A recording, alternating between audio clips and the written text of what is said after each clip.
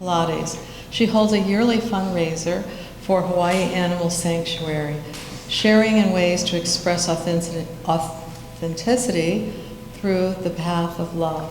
And I have to say, on a note about Amber, that this is my 50th year in Hawaii, and as long as I can remember, you've been such an integral part of all things in the community. So thank you for that.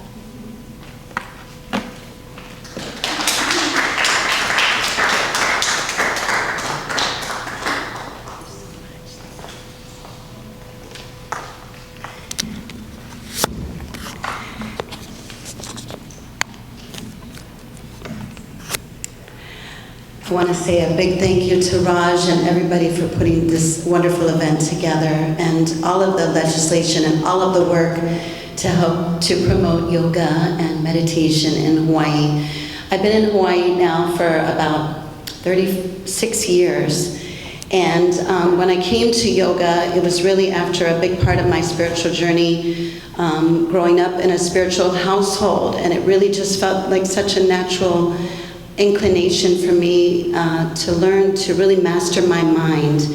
And this is really my personal responsibility, as it is for all of us, that we practice listening in rather than being so externally oriented as we have been trained to do.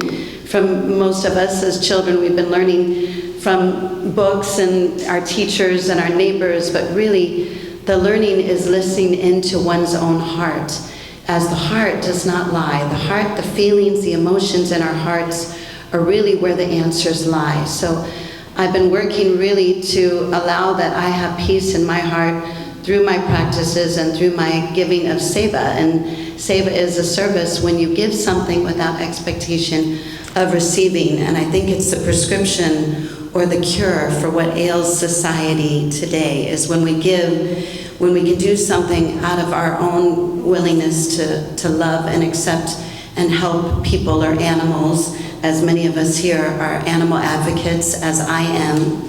So one of the things I wanted to encourage us to do is actually to move more. I do agree that stillness, as Michelle said, stillness is very integral, that we can be quiet and come inside and listen in, but also in today's society, I find that we are sitting quite often at our desks, at our computers. It's really indicative of an issue that we're having with separation from others, that we're just in our own little world. So one of the ways that I feel connected to myself and then connected outwardly is doing a practice that I would love for all of us to do, but it's going to require for us to stand up. So would everybody stand up? I know you're probably ready to do it. We have some dancing there. And it's very simple, and all ages can do it, even when you're older. When we fly to long distance, we always do this, even at the airport. We've spread this, and it's a Kundalini practice. It's a shake in the root chakra. So I want you to just start to kind of bend your knees and sit a little bit in your weight. There you go, and just start to shake. Yeah, it doesn't have to be a dance. It doesn't have to be a hula dance or a specific movement. It's just a shake. Now start to move it and start to let your wrists loosen up. So let's get our wrists going. There we go. And now start to get your shoulders and your elbows going. You guys are doing great. Yeah, we just get stagnant when we're sitting. They say sitting is the new smoking. So I start a lot of my yoga classes with this shake. So I want you to bring your arms up over your head, because we have our lymph nodes that we need to flush and keep cleansing out the toxins and the emotional toxins. Now we're going to drop our jaw. We're going to take a big inhale, and we're going to let our jaw drop, and we're going to do 3 big ahs. And I want you to keep shaking. That root is just going. So we're going to take a big inhale through the nose. Drop your jaw all the way. Here we go. Big inhale. Ah.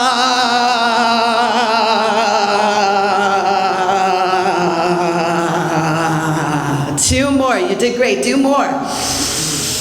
Ah.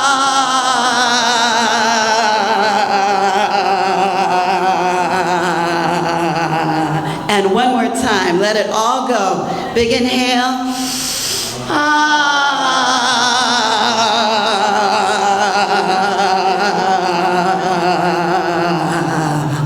Now bring your right hand to your heart, your left hand on top, And just shift your weight from side to side and bring all that big ecstatic energy. We just built it way out, all of that energy full, touching all beings, touching all animals, touching all life. We're going to bring it back down into our heart center, into the Anahata. We can utilize this energy at will. When we're tested, when we're challenged, when we're running out of energy, when we're feeling triggered, when we're in our suffering, we can bring that energy out and then bring it right back down into our hearts. It's a gift. We're re-energizing our heart center. We're letting go of the ants, the automatic negative thoughts. We're letting those just be flushed through, and we come back to our heart center where we know who we are, and we know we have purpose here.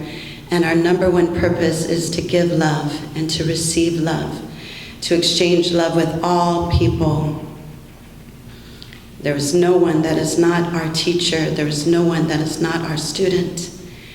This is the infinite exchange and learning and evolving and spiraling up and outwards in all directions. This is how we heal the planet. This is how we heal others, is first by remembering that we are whole, that we are abundantly made of love. And bring your hands to your heart. And we give a little bow. We say Sat Nam. Sat Nam. Sat Nam means truth, I am. You're welcome to sit down. We have great suffering on the planet right now, and most of us, I'm sure, feel the way that I do, that we are helpless in making a change.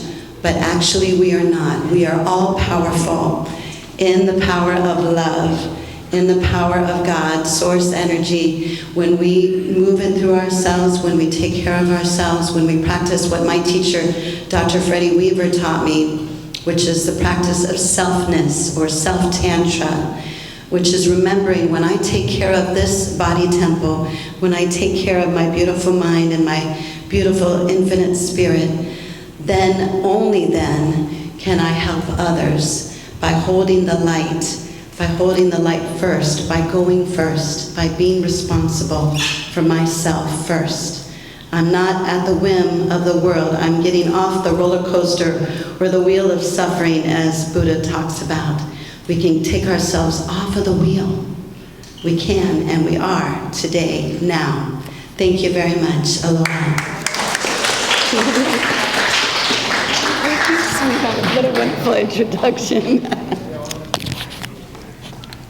2019, he relocated to Hawaii. He has studied Indian classical music as well as Bollywood. He is a yoga teacher and is certified from India and has learned various Buddhist and Vedic technique, meditation, and holistic wellness. We'd like to thank you for coming now.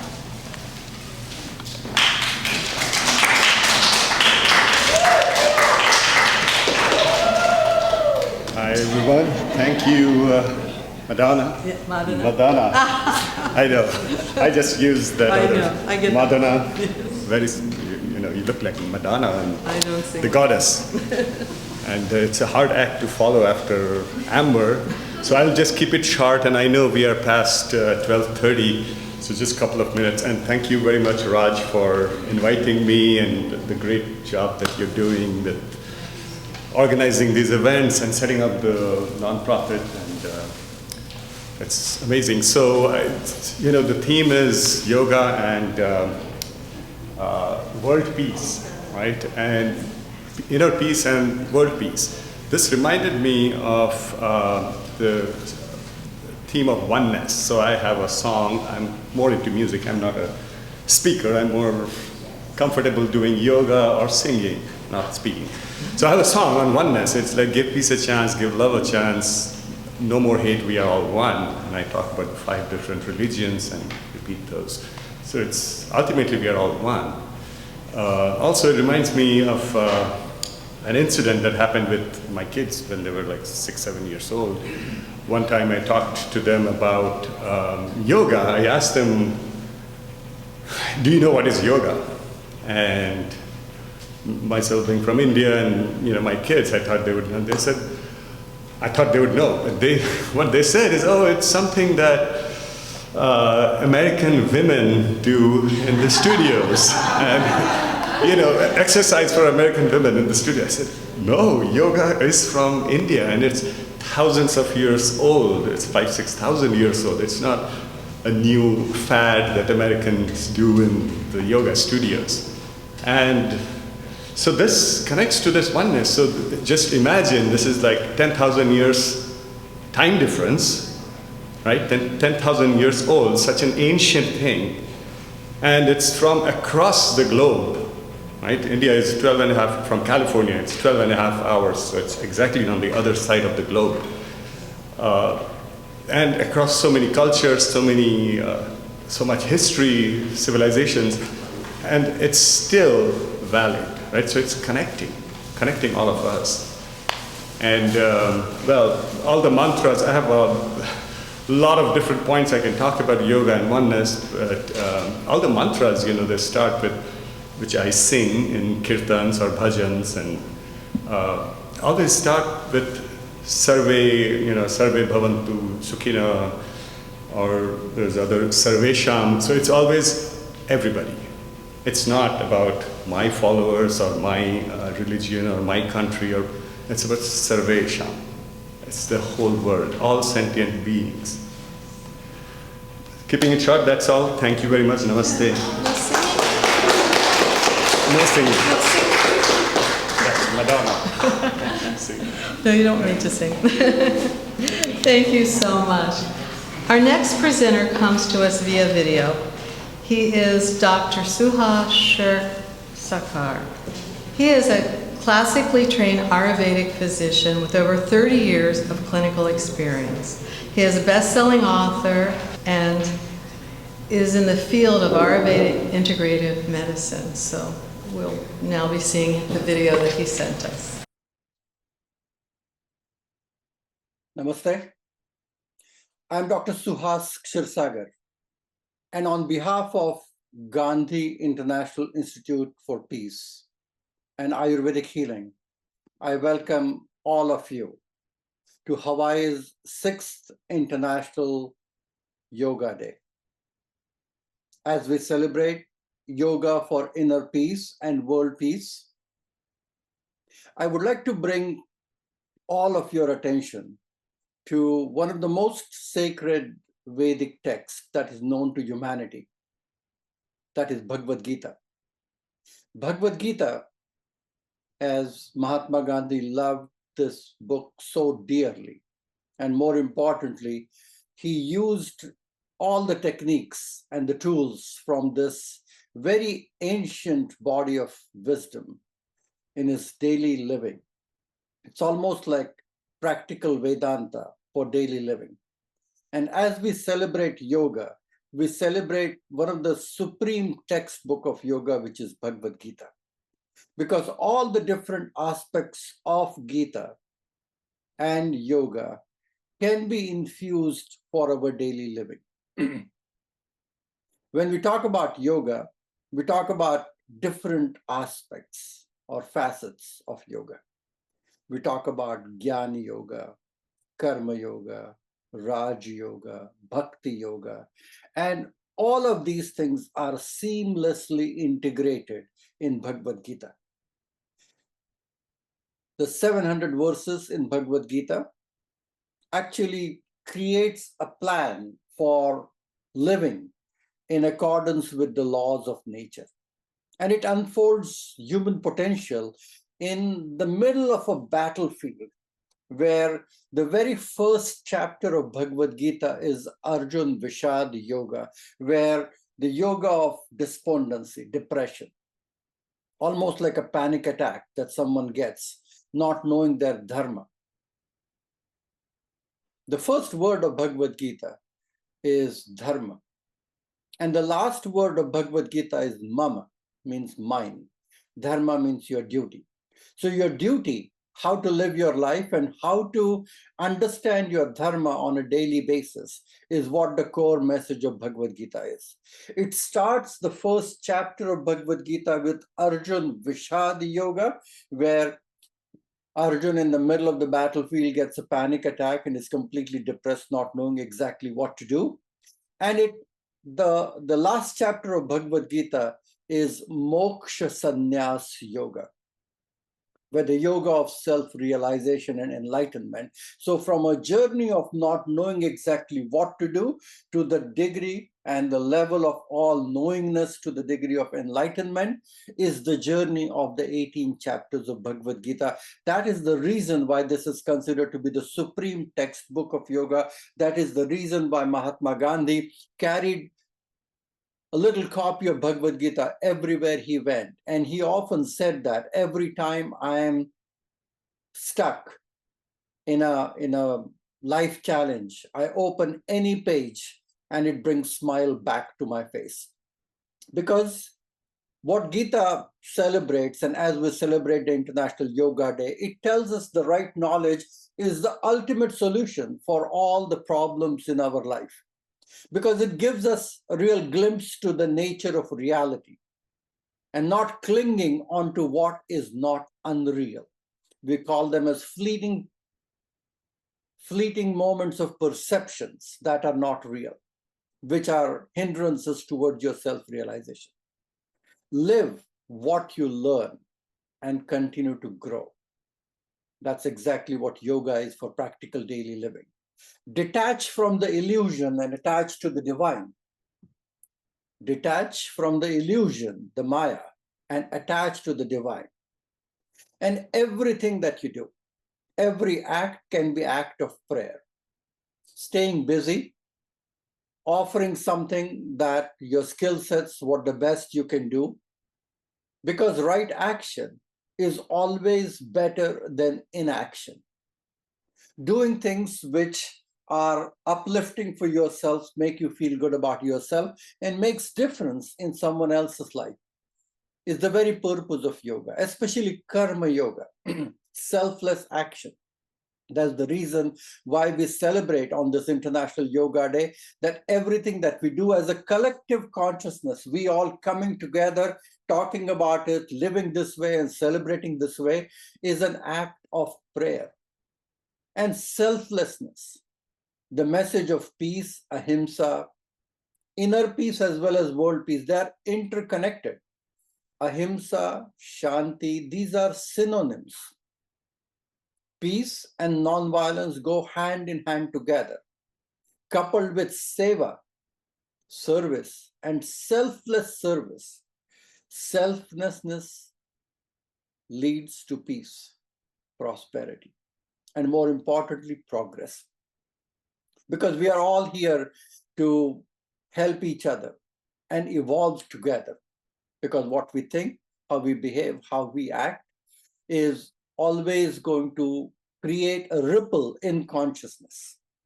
That's the reason why it's very important for you to concentrate on your work. Don't worry about the results.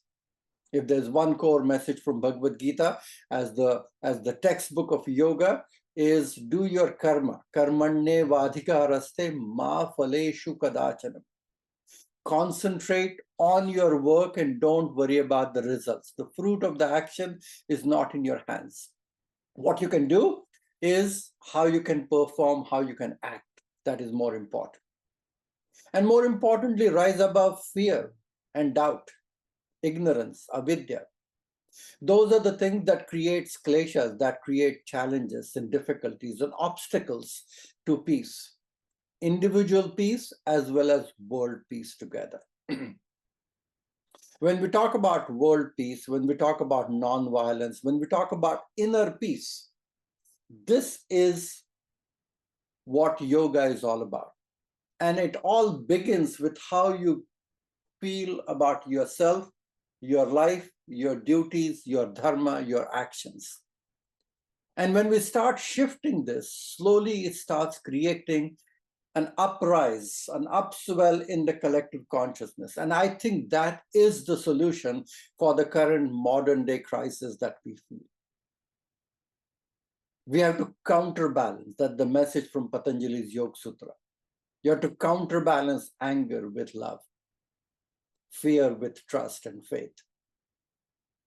Everything that we talk about is balancing it from a positive emotions, because all the positive emotions are interconnected. When we talk about peace, nonviolence, gratitude, all of those feed each other. And on behalf of Hawaii's International Yoga Day celebrations, I welcome all of you to get yourself familiar with the supreme textbook of yoga, which is Bhagavad Gita. It is not a religious text. It is a Vedantic wisdom that is all summarized for practical daily living. On behalf of Ayurvedic Healing, I wish Dr. Rajkumar, Senator Mike Gabbard, and entire team of Gandhi International Institute for Peace a wonderful welcome and celebration for this event. And let's hope that we can continue to instill and grow and spread this message of inner peace and world peace for the entire humanity. Namaste. Thank you.